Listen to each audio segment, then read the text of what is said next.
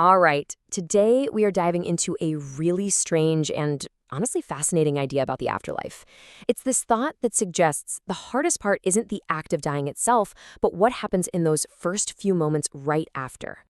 I mean, seriously, just chew on that for a second. What if your consciousness, your mind, just keeps on going, but you're so stuck in the lifelong habit of being alive that you can't even recognize that you're not anymore? That specific, profound confusion is the exact problem we are going to unpack today. So, here's our roadmap. First, we're going to look at why so many spirits apparently get lost in this initial fog.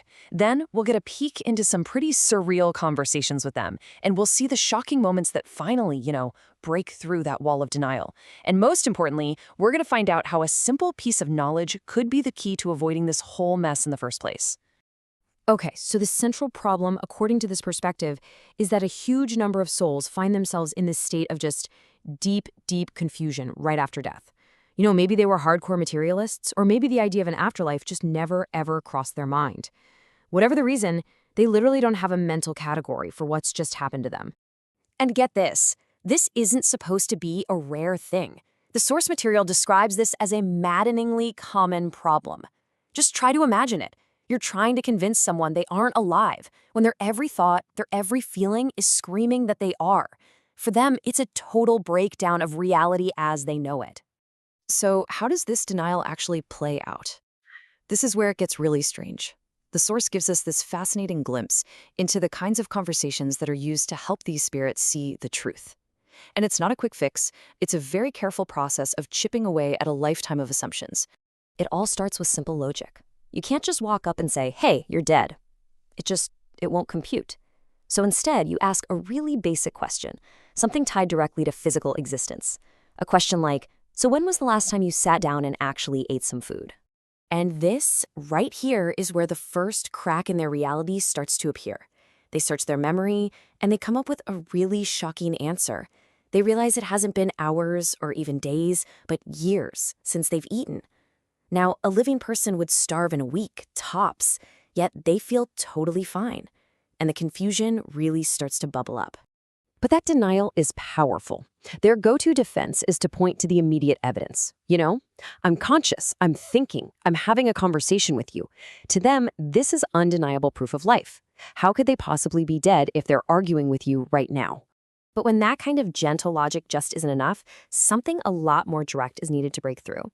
And this is where physical proof becomes pretty much the only way to create that shocking aha moment of realization.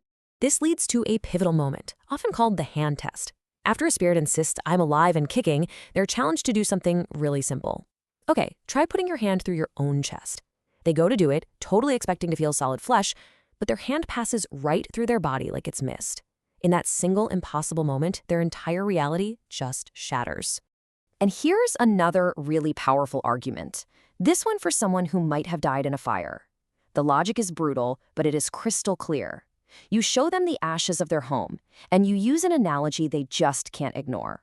A piece of steak left on a fire that hot would be nothing but charcoal. Their body is no different. So if their physical body's gone, what is this version of them that's still here, thinking and observing everything? So this all leads to a crucial question. How does anyone avoid this state of prolonged confusion? Well, the solution proposed in the source is surprisingly straightforward, and it has a lot more to do with knowledge than it does with faith. The key is something called post-death knowledge. Now, this isn't about deep religious belief or anything like that. It's simply having a mental category, a file folder for the possibility of an afterlife. Even if you don't fully believe it, just knowing the concept exists gives your consciousness a place to file the experience when it happens. And the difference it makes is, well, dramatic.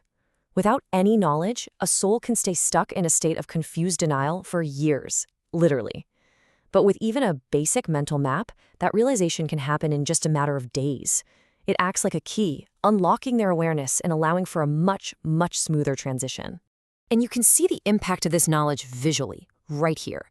People with deep abiding faith tend to realize what's happened almost instantly. But what's really fascinating is that those with just simple, even skeptical knowledge are not far behind them at all. The biggest drop-off, by far, is for those with no mental framework whatsoever. even a little bit of preparation provides a massive advantage. So, after exploring all of this, what's the ultimate takeaway? What does this perspective suggest we should be doing, in our lives right now? The core message isn't really a call to believe in any one specific system. It's a call for mental preparation. It frames this knowledge not as a matter of spirituality, but as a practical tool, like a map you might want to have in your back pocket, just in case the journey takes an unexpected turn. So we'll just leave you with this final thought.